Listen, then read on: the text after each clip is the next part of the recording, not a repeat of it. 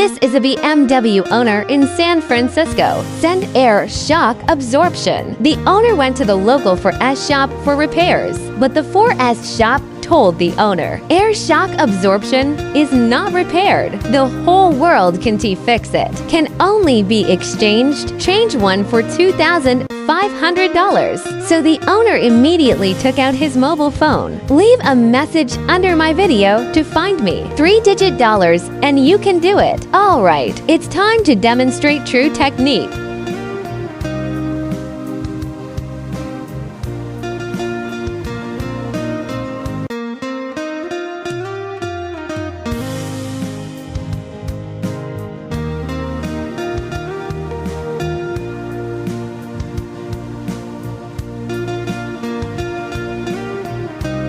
The final stage must be tested before going out. Perfect repair.